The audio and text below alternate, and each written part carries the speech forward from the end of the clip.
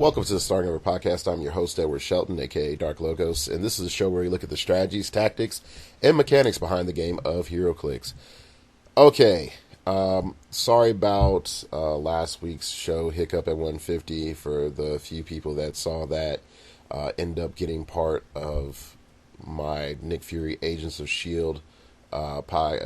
Show, and then I ended up like, oh crap, so I re-uploaded the AMA show, and I had some problems in post-productions with that. For some reason, my video editor kept telling me that my audio entry was 8 minutes long, when it was way longer than that. So here's what we're going to do, people. You know the drill if you've sat through any of these set reviews. I'm going to go through the figures that I'm going to be like, yeah, these are worth looking at or worth considering right now. In the future, there could be some massive cool thing that happens with some figure that I don't talk about, but that doesn't matter. That's the future, and I'll probably end up talking about it in the future. So here we go. We're going to go through this set, and we're probably going to have a part 1 and part 2. Now, I will say this: if you've listened to part 2, if there's a magical part 2, thank you for listening to part 1. There most likely is going to be a part 2, so just, make sure you chill and look out for that. Again, I'm sorry for the delay. Episode 150 sort of set me back a little bit. So, all right, let's get started. Common Nick Fury, the main reason we're going to start off here with number 001 is that he's not bad at 65 points. We're getting stealth, precision strike, toughness, indom, 3 damage, which we really haven't gotten a lot of in the last few years.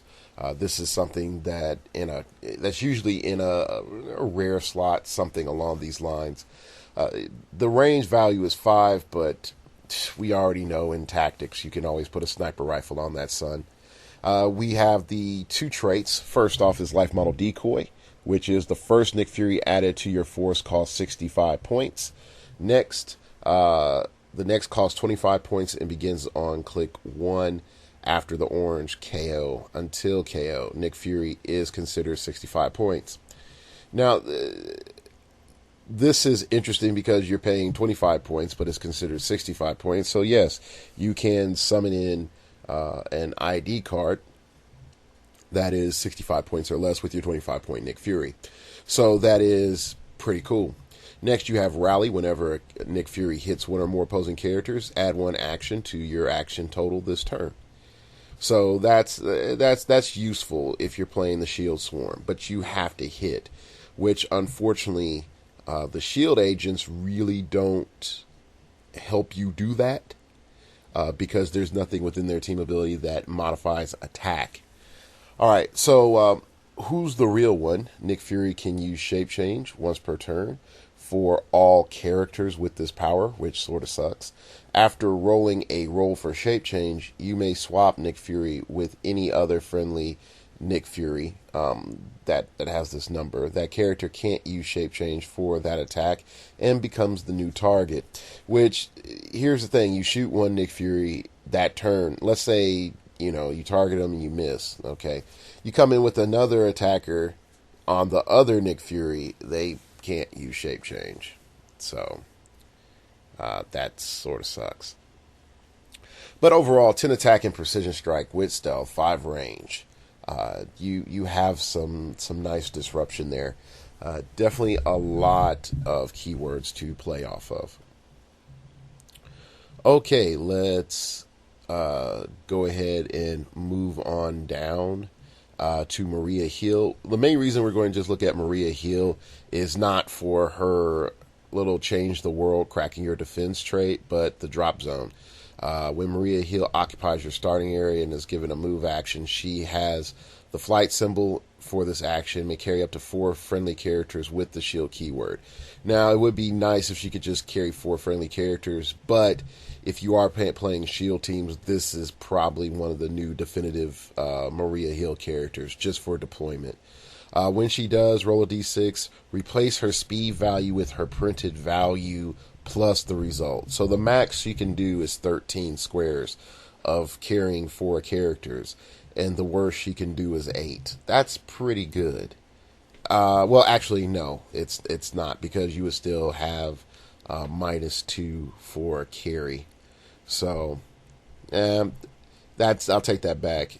So the best that she can do is 6. I mean, the worst she can do is 6, and then the best she can do there is 10.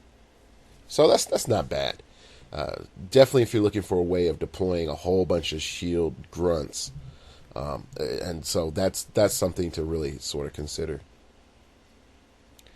This one I'm bringing up because I think this figure fills a weird niche, which is, I'm low on points. I need some penetrating damage, and I don't care how I get it. The Shield Elite Agent, just starting off at running shot, Psychic Blast, 17 defense, 2 damage. It's a low point attacker if you need a low point attacker. And so that's the best way I can look at it. Plus, you get the Shield TA, so you have something to wild card as well. All right, let's keep on rolling down. I like the Shield Infiltrator just for more poison. The poison and shape change is nice, but it also has improved movement, ignores hindering. I think that has its advantages. Is it a must-have? No, but I do think it's just worth mentioning.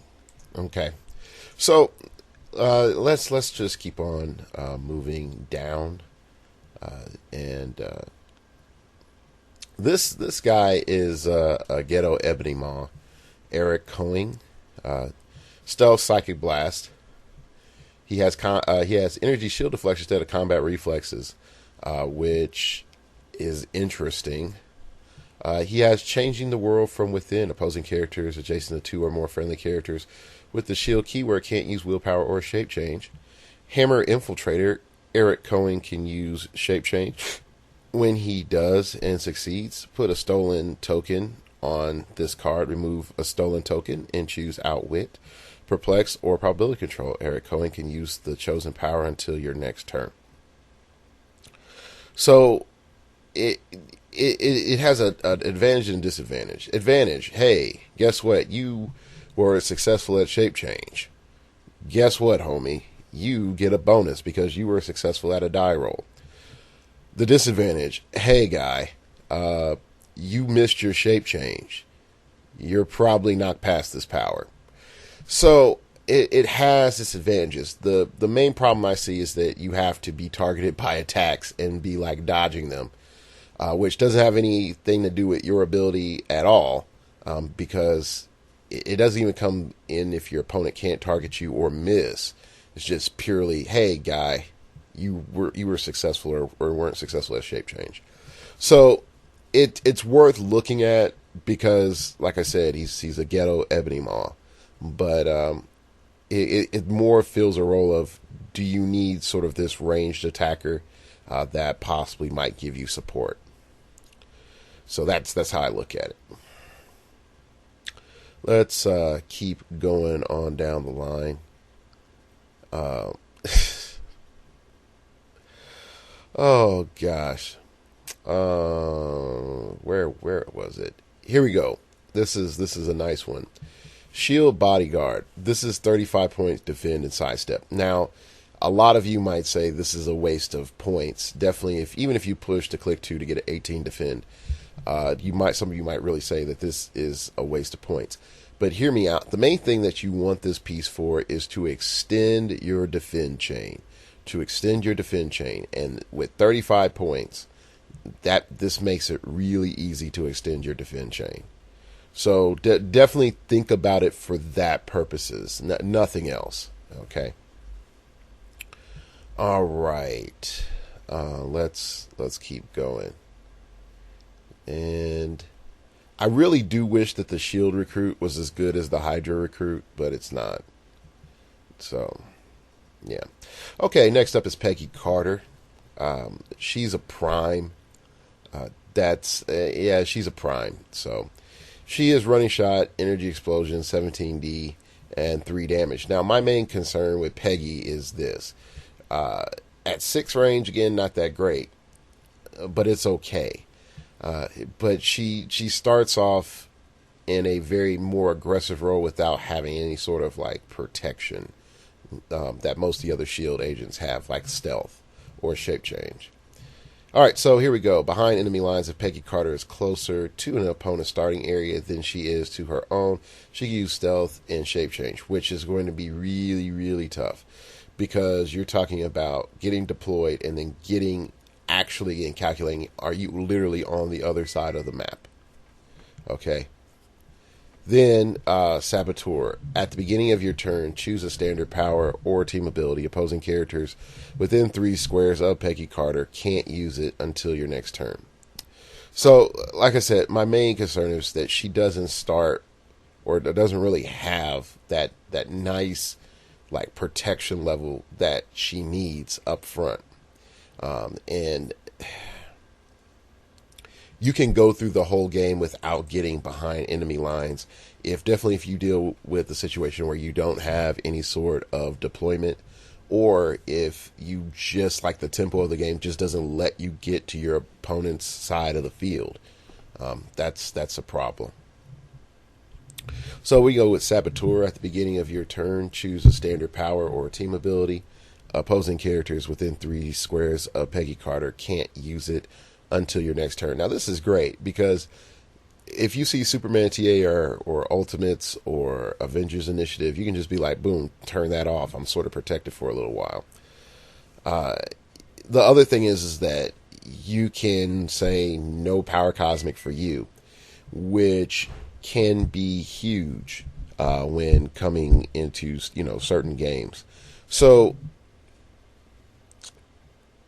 you have to be within 3 squares to turn off that team ability, which again puts her in a massive liability. But you have to pick your moments with that, because you can completely turn the game around if you're able to pull this off at the right moment. Is she going to get wrecked? Probably, yeah. All right, let's keep on going. This one is one of my favorites, Shield Paranormal Agent. Shield Paranormal Investigator. I mainly look at this as a very, very cheap probber and negator of mystics. I mean, that's pretty much how I look at it. Anyway, uncover everything. Shield Paranormal Investigator can use stealth. Give Shield Paranormal Investigator a free action and choose an adjacent opposing character. That character can't use shape change and stealth. So I don't know why I thought it got rid of mystics. But anyway, so you can't use shape change or stealth. This is like directly the anti-Peggy Carter. It's the direct anti-Peggy Carter. Okay. I would really like it if you should just like push to click 2 so you can get that prob. So it still has the rally ability, but you're really not getting much from that. Oh, all right. Here we go. Let's go to Jimmy Woo, 60 points. Changing the world. Occult secrets exposed. Opposing characters adjacent to 2 or more friendly characters with the shield keyword can't use willpower or the Mystics team ability. This is what I was thinking about. So it's nice because you can sort of sacrifice 2 shield agents to go base some guy, and it's like, all right, guys, these people don't have mystics. Yay.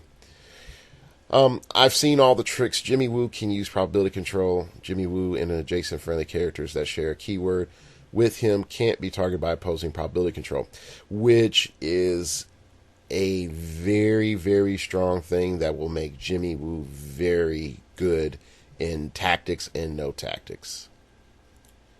Now, here's the cool part. It says share a keyword. Share a keyword. Now, as long as you're able to add keywords or whatever, Jimmy Woo becomes stupid strong. Definitely when you're starting to talk about you having 9, 10 attacks and Jimmy Woo's on the field with this special power, that's a big thing, because now your opponent has to deal with your results, and you can prob yourself, but your opponent can't prob you. So that's a lot of protection. So I would be mindful of Jimmy Woo. Jimmy Woo definitely has some viability. All right, let's keep going. And let's look at Sarah Garza. She has getting info to the boots on the ground. Sarah Garza can use Perplex. She can use it twice per turn on different targets if both characters have the shield keyword and an equal or lower point value. She mainly helps you with your little grunts because she's 50 points. So all your super cheapo shield people, she can buff them up. But that's about it. That's her only role on the team. Now you might say Dark Logo, she ends on 11 attack and Pulse Wave with 3 damage with Running Shot. And I would say yes, she does. But you have no guarantee on being on those clicks. It's real easy to knock her past that, or one-shot her. So just saying. Okay, now this one, this is where it starts to get interesting, because we have Bucky, and Bucky, he's going to create a very interesting role in the meta. Jungle maneuvers, improve movement, ignores hindering. Then he has invade your territory. Bucky ignores opposing barrier and spell cloud markers for movement purposes and removes them from the game when moving through them. Now, the invade your territory trait, this, I'm just going to talk about it once. It's good for getting past that BS, which is, hey, the wall construct. Let's be honest. By now, we're all tired of it.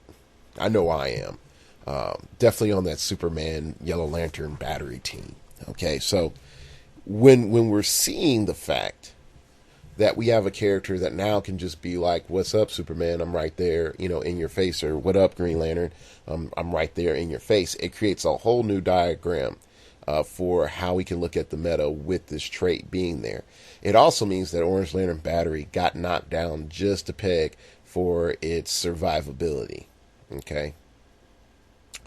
Always with you, Cap. Bucky is a wild card, but only copy team abilities from friendly characters with a shared keyword, which is not bad. You have a lot of good keywords, but again, you can get more keywords with a lantern.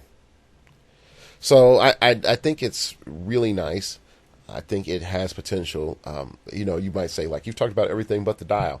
Yeah, because for 45 points, anything that he does doesn't matter. As huge game changing. Blades is nice. The Empower is nice. The later dials, sidestep, defend and support is nice for 45 points. But anybody that knows Bucky will just smack him and kill him, and that's sort of the counter argument of looking at his dial, is that getting 5 damage in the meta isn't that hard. And knocking him onto his last 2 clicks is really,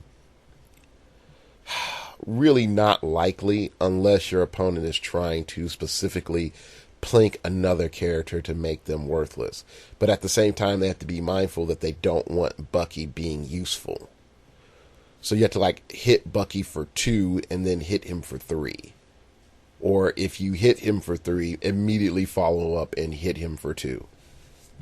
I mean, that's just how it is. All right, next up is Agent May. Agent May, I sort of feel, is not as good as the Fast Forces Agent May, but of course she's cheaper, and that's fine. This is a more melee Agent May versus the one from the Fast Forces is more like a ranged Agent May. She does have the field team backup trait, which is pretty cool. She also has the cavalry trait. If another friendly character has taken damage since your last turn, Agent May can use willpower. Now, here's the cool thing about that. That also includes pushing damage and poison. So you got to look at how interesting it is that she can almost be perpetually willpower. So that's pretty cool. I think it would have been a little bit better if it just said just take a token off of Agent May, which would put a lot of pressure on Agent May as a piece on the field. Because she's just perpetually coming at you if your opponent's doing damage. A team of Agent Mays isn't going to be broken, but yeah, that would be interesting. Agent Ward. Agent Ward is awesome. This is the support piece that we've been looking for. Field team backup. When Agent Ward is attacking a single character, if another friendly character, it can use probability control. Forget that. Sorry. Traitor. Shield to Hydra. Adjacent friendly characters can use the shield team ability, and friendly characters that can use the shield team ability can also use the Hydra team ability, which automatically right there creates some interesting dynamics. Dynamic number one, you're able to say, I can get +1 range, lower your defense by 1 if I can draw a line of fire, and then on top of that, I take a power action and increase my damage. So I've functionally, without a lack of a better word of saying, up my attack, up my range, and up my damage with this one figure. And that's the thing is, if you have another shield agent on your team, then you just get them next to that same big attacker, and bam, now you've lowered your opponent's defense by 2, and you can take another power action to up your damage again by 1. So it's pretty much creating a situation where if you're able to coordinate your shield people properly, you can, I'm not going to say you can auto hit, but odds become really, really in your favor and can swing really in your favor with Agent Ward. He's not bad either. The 5 range, I know it sucks, but in the 2 damage without any sort of penetrating anything sucks too. But he has the special power setting up shop. If Agent Ward occupies hindering terrain, which he most likely will majority of the game, Agent Ward's range value becomes 8, and he can use range combat expert. So now he can finally do something. Again, Agent Ward's back part of his dial, you never depend on that, because more than likely you're just going to get one-shotted. All right. Let's keep going. Special note to Delight LMD. I think that has potential. I just don't know how yet. So I'm just going to give a shout out to that. Next up is Hydra Recruit. 20 points enhancement. If it wasn't for the freaking monkey, everybody would be throwing up their hands and saying, oh my gosh, whiz kids, you're the stupids. This is cheaper than the Hive agent back in the day. Because the Hive agent, you at least had to, drop, I think like 25 points. And then when we did have we had a 15-point enhancement in Lila, but she was unique. But freaking Henry, that dude is dumb. That's just dumb. That's bad game design right there. Oh, I get empower and enhancement, and I have super senses. Ha ha ha ha. Whiz kids. Whiz kids. But I bought 2 fast forces. Just saying. All right. Hydra Recruit again. Sidestep. Oh gosh, with willpower and enhancement. Then you go into empower. But all honesty, let's just be honest. It didn't matter the trait. It didn't matter it had sidestep. It was the fact that it was 20-point enhancement. That's what matters. 20-point enhancement. Okay, let's keep on going. Then what was it? All right, now this is Hydra Agent H is pretty much what Agent Ward is, except cheaper and a little bit crappier. Okay, so here's why I say that. She's 3 clicks deep. she's able to make Hydra Agent H and adjacent friendly characters that can use Hydra team ability can use Shield team ability. Okay, so this is really interesting because again, she allows the Hydra people to get Shield TA. Now, you might say like, well, Dark Logos, why isn't she better than Ward since she's cheaper and she has a better flat range? Okay, well, first off, yeah, Ward's range is 8 with a special power in RCE. Hers is what is it, 7 with RCE printed.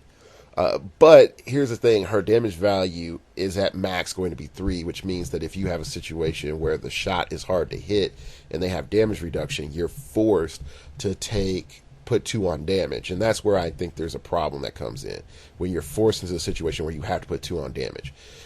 You might say, well, Dark Logos, should a 30-point piece be taking out or doing damage to a 50, 60, 100-point piece or higher? And I'm like, well, yeah, to have a place in the game, yeah. But I still look at it as, for 3 clicks, and you have to set up your second level of defense, which is you have to be adjacent to a Hydra keyword character. I think that might be a small issue, definitely when you're going into mid-game. But if people realize what she does, and they are, it's going to be a huge problem because they're just going to gun for her. You know, it's like, oh yeah, I see what you do. You allow them to get more range on their attacks. Yeah, let's kill this chick. Now, I know a lot of you might say, well, yeah, that shield team ability, aren't they going to, increase her range? Well, no, she's the support piece. She's not the one doing major damage. So she's more likely to extend someone else's range than someone extending hers. Just saying. All right, so still a good piece. But the main reason I sort of try to tell you the pros and cons is because I don't want you to think like, but Dark Logo said that this figure is unstoppable and the best figure. No, I don't want you to have that sort of mindset in your head. Okay, so let's keep going on. I like Nomad, number 16 Nomad. I just think the whole concept of him is cool. They did make it so that he can't be broken with a sniper rifle, but I do like it. It's been a long time since we had Blaze Claws Fangs at range, so that is interesting. All right, let's keep on going.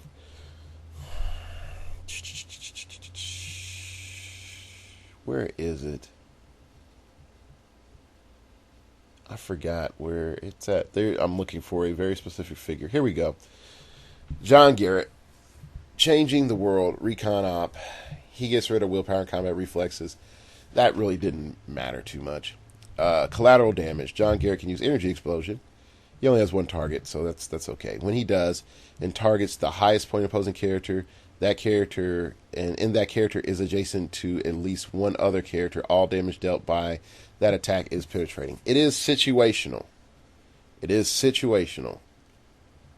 But when you're starting to deal with a whole lot of minions, that's pretty good. It's pretty good. It guarantees that your energy explosion goes off, which a lot of other figures can't guarantee. Now, the main reason I'm bringing up this figure is 6 range. It's okay. Running shot. 10 attack, indomitable, toughness, 3 damage, 6 clicks deep, with regen, and outwit at the end. So it's not bad. He's not in one-shot land like a lot of figures are, okay? But is he super boss? No, he's very top click dependent. But you're able to shift him between a support role using the shield TA to that, hey, let me throw a Molotov cocktail on that, that goose stepper over there. So it's something, like to keep in mind for an option for you building teams here. All right, let's move on. And we're going to look at Fitz. Fitz is good. And he's one of those figures that makes the round table awesome. He just does. Because he's just cranking out little guys that take damage to just spin that sucker and block off. Now, Fitz on a shield team has that whole shield team, field team backup. That doesn't matter because Fitz is never attacking. If Fitz is attacking, you already have major problems going on. The hover bots is where it's at. Now, is it as good as a free monkey? No, it's not as good as a free monkey. Okay, but the free monkey isn't free. All right, we already know that. Because if we start looking at the Agents of S.H.I.E.L.D. Fast Forces Fitz, and this Fitz, and then we add in 15 points, we can see that, yeah, you paid for the monkey because the stats are a little similar. Not too much, but similar enough. All right, so we have hover bots. At the beginning of the game, place a hoverbot bystander token in an adjacent square. Give Fitz a power action if there are less than 4 friendly hoverbot tokens on the map, and place one in an adjacent square. So for a power action, he can just be plopping these robots down and be like, "Hey, yay, go out there." Now the hoverbots are pretty nice because they have sidestep. Well, they have 2 special powers and no damage, but that's fine. Hoverbot, my eyes and ears. Hoverbot can use sidestep. Hoverbot doesn't require opponents to break away. Doesn't block line of fire. Can't have damage transfer to it by Mastermind, and can't be the target of Perplex. So they just make sure that you cannot use Perplex to give it damage, but doesn't say anything about Empower or Enhancement. Haha. Yeah, so just a little trick there. Also, if it has anything that allows you to replace your damage value, you can do that as well. Haha. All right, next, Hoverbot activation. Give Hoverbot a power action and choose a friendly character named Fitz or Simmons. Doesn't say the number, so it can be any character named Fitz or Simmons. Until the end of your turn, that character can use their printed damage powers as if they occupied the same square. Occupied the square the hoverbot occupies. Now, where this is cool is that you get access to enhancement, I think outwit, empower, and a bunch of other things. So you're pretty much taking a power action to use the shield damage part. Except it's on a hoverbot. Okay, that's how you have to look at it. So that's the best thing I could say.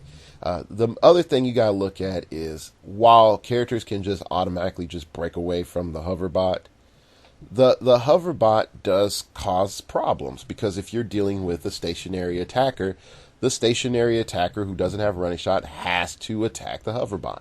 Just pure and simple. Yeah, they can run away, but you just sidestep and okey doke the hoverbot back over. It's that simple.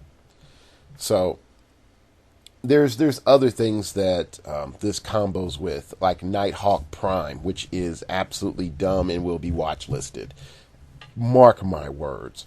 Mark my words on that jazz. Okay.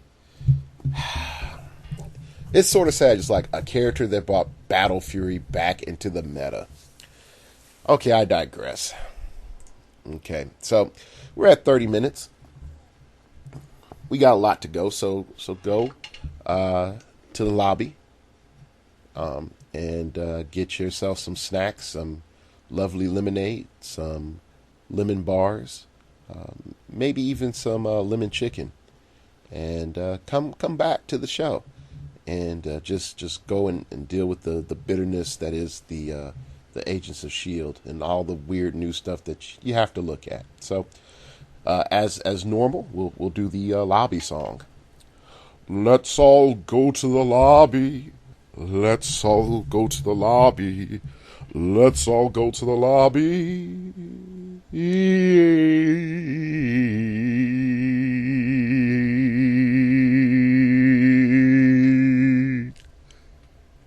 And grab ourselves a snack.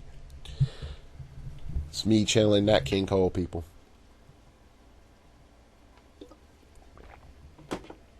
All right, let's get back to it. Simmons, she's fun. She's real fun. Definitely when you start combining it with the hoverbot. Because then you can be like, power action, outwit, take away your stuff. Power action, I have support. Which is dumb. Actually, that's dumb because then you can't use support. Because you just took a power action. They didn't think that part through when they gave her support.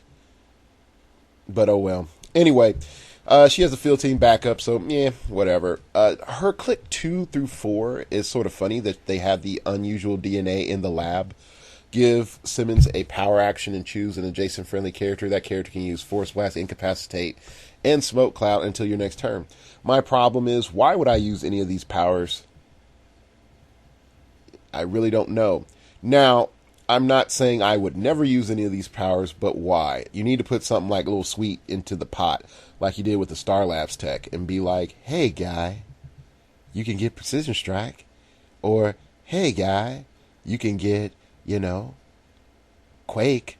Or, hey, guy, you can get Psychic Blast. Something cool, or at least, be like, hey, guy, you can get +1 range. I mean that would be cool because you stack it with all the other shield guys, and then you like boom, I got cap range. So, am I impressed? No. Is it nice? Yes. Is she some of the cheapest outwit in the game? Yes. Is she going to be a must play or seen a lot? Yes. So I understand where she's going to come in. My same logic just comes in is that she's just going to get one shot at so hard. She just is. Okay, so let's go to Sky. Your job between now and the next show is to buy as many Skies as you possibly can. You probably want around at least 3. 2 at the minimum. Okay, now the main reason that we're doing this I'm saying this is because Sky is stupid. Stupid strong. Okay, let's look at. We already know what field team backup does. She'll never use it. Never use it. If she has to use it, problems have occurred. All right, a hacktivist, her special power, Witch Shield, resources. Sky can use Perplex. When she does and isn't within any opposing character's line of fire, she can target any friendly character on the map when using Perplex. If she occupies an opposing character's starting area, she can use Perplex a second time to target any opposing character on the map. Okay, now some people might say, well, if my opponent can see me, does that mean I can't use Perplex? No, you can use Perplex standard. Standard, even if your opponents can see you. Here's the thing. If your opponents can't see you with your lovely stealth that they decided to give you, or if you're playing a battery with that lovely wall construct, or, hey, somebody else put up barrier for you, no one's going to be able to draw a line of fire to you. If no one's able to draw a line of fire to you, then guess what? You're able to perplex any of your friendly characters on the map. You're on what Blind Owl should have been. Yeah, you're what Blind Owl should have been. But you're like Blind Owl for Deadpool Blind Owl to Deadpool for everyone. You're better than In Contact with the Oracle. Okay, so really, really strong ability. Really strong ability. All right. Let's keep going. Now, Winter Soldier is another one of those figures that has that, hey, I can set up shop and then have this wonderful range to do my attack and, have fun with it. And yeah, it's pretty cool. He gets, his special power, Deadly Sniper, when Winter Soldier uses Outwit and Ranged Combat Expert, both with a lock value of 10, he can use both in a turn. He must target the same character, and that's fine. I mean, for 95 points, you're getting the support sniper. And that's what he is. He's a support sniper. Also with the whole invade your territory thing and improve movement, ignores hindering, and ignores characters. So this guy can run in, chisel through an opposing character's barrier, and then just be like, I'm out! And even if he had to touch, opposing characters as he was chiseling through, that's fine. He has improved movement, ignores characters, so then he's just like, boom, I'm in stealth. Next turn I'm going to shoot you. So there's advantages definitely. They're looking at Winter Soldier as a figure in the meta. All right. Now I will say this: no Indomitable does sort of set him back a little bit, but no, that's okay. Okay, I like Blackout, but not enough to really tell you to play him.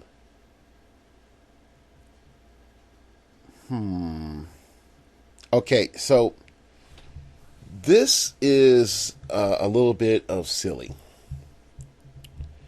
Okay, so you have Dr. Locke, and he's a Hydra TA, and he has 65 points. He has stealth and poison. He has the cut off one head trait, which doesn't matter because if you use him on a Hydra team, you're mainly, if he dies, okay, whatever. There's not a huge loss. Second trait, Duplication Expert. When an opposing character is KO'd, deal 1 penetrating damage to each other opposing character with the same name. Now, he helps you kill grunts. He doesn't really help you, if you're dealing with, Avengers team, unless you're running multiple Captain Americas, such as Captain America Steve Rogers and Captain America Sam Wilson. You see how that goes?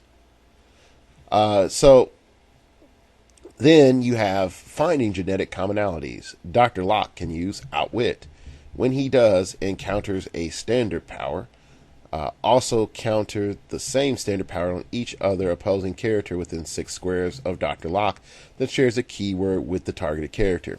Now, this is where the proof in the pudding kicks in. Because if you have a character, let's just say by chance, that has shape change, and you outwit shape change, then everybody else on your opponent's team that's, within 6 squares of Dr. Locke don't have shape change.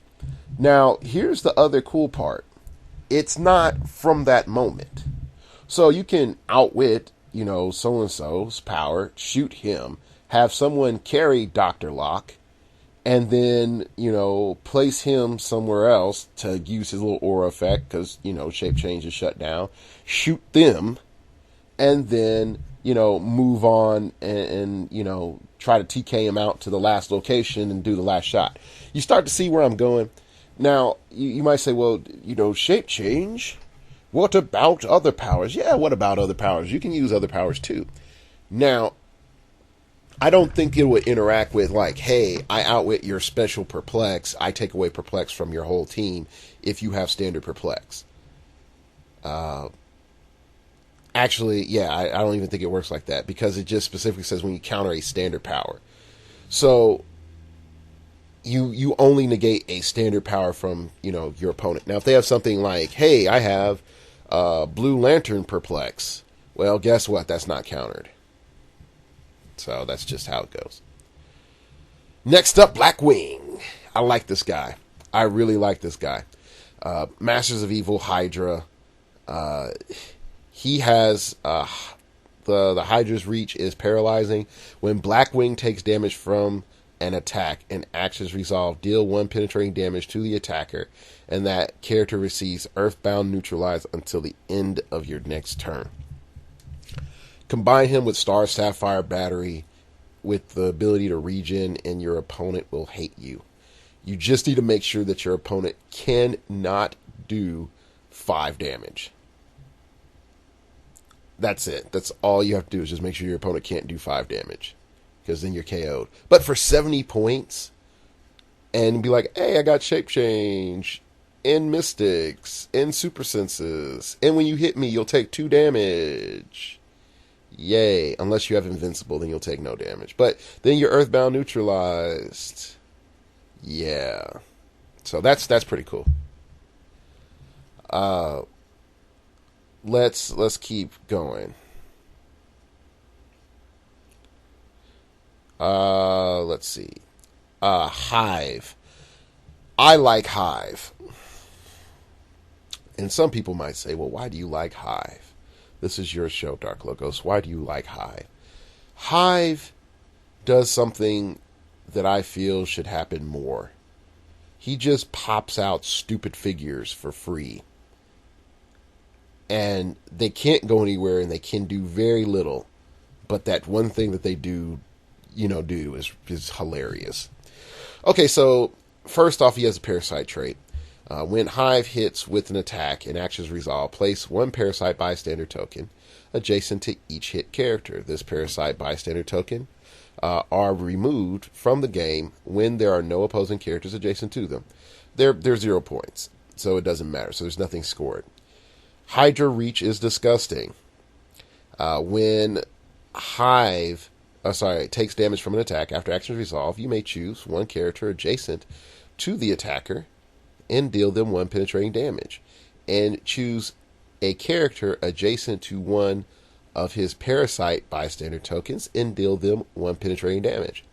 So what happens is you start mind controlling and you make them fight each other, and then you put a parasite token right next to them, and then they're like, what? I'm next to this. So now they have to swing on the parasite token or get poisoned by the parasite token. Because if they try to roll breakaway, they have to roll a 6 because the parasite token has plasticity. So then you're like, oh gosh, this is dumb. This is dumb. Dumb, dibby dumb. And you start asking yourself, how else can this be abused? And then you start looking at his keywords and it's like, oh no, you have the monster keyword.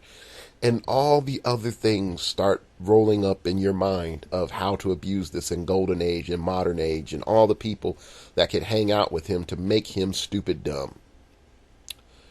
And then you start to think to yourself, but Dark Logos, he's 5 clicks deep and he has a 5 range. That's not that great. And I say I understand. But I also say a sniper rifle fixes everything. It's just like the hammer era. It's like, oh, no moving attack, put a hammer on it. That's just how it goes.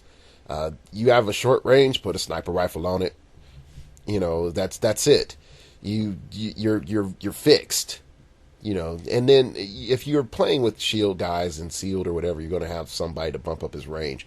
But the pure element of it is 10 attack is okay. But when you start dropping these parasite tokens, it gets a little silly. They have 0 attack and 0 damage, so they can't do anything outside of poison, but lock you up and poison you.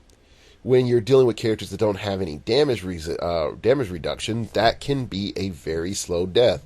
You're also talking about if you're landing your mind control, they're punching each other. So there's a lot to look at here. You also have, like Suicide Squad. So if, let's just say, your token dies, you can just heal up. Now, not removed from the game, that's different. But when it's actually KO'd, it's like, woo, I heal up. So you create this problem for your opponent because they can try to run away and break away and force the parasite token to disappear. And if they have improved movement, ignores characters, they can. Or they can make another decision, which is to punch it. They punch it, you heal. So it just goes that way. I mean, it becomes really abusive. So is this the best use of that tech that I just said? No. There's other characters and other pop-offs that we can do, like the ants from the Ant-Man box set, or even the hoverbots. But I'm just sort of throwing it out there with get your creativity going, because if you have any figure that says whenever an opposing character is KO, like, oh, Ghost Rider, oh gosh, I'm sorry. I'm so sorry about that. That dirty tech shouldn't come back. But you get bonuses, All right, Man Killer. This is going to be no tactics gold here. No man is better than me. When Man Killer is the only target of an attack and the attacking character has a higher attack or damage value than Man Killer, that character replaces those higher combat values with Man Killer's printed values, and those values are locked for the attack. So what happens is you have these characters that only have one target and you're facing Man Killer, will get used to having 11 attack, 3 damage on an invincible character or a character that has invulnerability. Oh, you target me, and you now have an 8 attack and 2 damage, which I have toughness. So pretty much her whole entire dial, it's just like, you will do 1 damage to me if you're the only person I can target. And I think that is hilarious. And I'll say this. Am I the only person to notice this? No. But I do think what ends up happening is that she completely negates your RCE, your CCE, your opponent picking up an ultra heavy, all of that. All of that. It doesn't matter if you're a colossal or a team base. If this is the only character you're targeting, guess what? Your values are her values. There's like a joke in there about women or something, but I don't have it. Let's go to the special power, Pim, Gauntlet, or Razor Disc. At the beginning of your turn, choose one to last until your next turn. Man Killer can use Close Combat Expert and has the giant symbol. Or Man Killer can use Range Combat Expert with a range value of 5. So she gets to cheat and you don't. So that's how it goes. I think that this is a sleeper figure. Definitely considering that she has Masters of Evil. So she can easily just be like, whatever, I'm still coming at you. Another thing that she benefits from is Black Lanterns. She just does. Oh, I charge, I hit you. Okay, cool. All right, next turn, I go Colossal, hit you with Close Combat Expert. Okay, I would push, now I heal. All right, next turn, I stay Colossal because you're still here. I hit you, I take damage, then I heal. Oh, you want to attack me? You have an 11 attack and 3 damage. Okay, cool. I take 1 damage. Then I can clear. It's like you attack me again. You have a 10 attack, 3 damage. All right, whatever. I take 1 damage. All right, now I'm going to go Colossal, punch you. You see how this goes? Like, it gets real annoying real fast. Now, the one thing I will say is that she also pairs really well with the Indigo battery. Like, stupid well with the Indigo battery. And because then the only person that she's able to target, and many times, or your opponents would be able to target, is her. All right, so what we're going to do is we're going to stop right here since we're approaching an hour, and we're going to go into part 2. So first off, thank you for listening. Second off, you can follow me on Twitter at StartOverPod. It came from outer space and told me, man, just because you get a woman's digits doesn't mean that it's actually her digits. That happened to me last night. So that's where that one come from. That's where that one came from. So side tangent, has nothing to do with heroclix. All right, so I'm out salsa dancing, and so you sort of work the crowd, talk to a bunch of different ladies, then I go and sort of isolate down to the 2 ones I want to like focus on and talk to.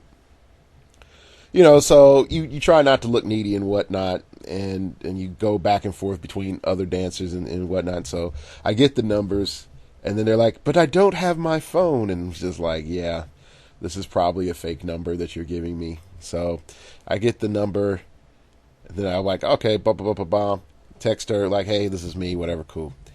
Then get a text this morning. It's like, this isn't the person that you thought it is. And it's like, crap. So, oh well. Anyway, you can check out the buy list on the blog, startingoverpodcast.blogspot.com. Once I get it together, then it'll be up there. Then you can email me at startingoverpodcast at gmail.com, startingoverpodcast@gmail.com if you wish to opine. Keep it piffy, keep it interesting, keep it awesome, baby.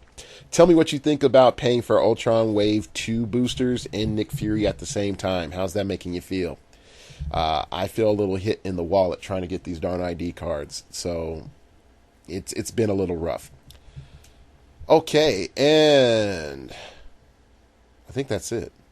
Oh, TeePublic. Check out the link in the description below in the doobly-doo, as PBS Idea Channel puts it.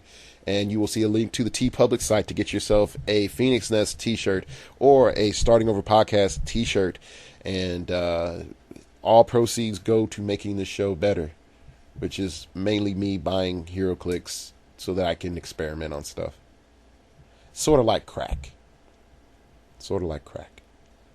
But all right, that's it. See you in part 2.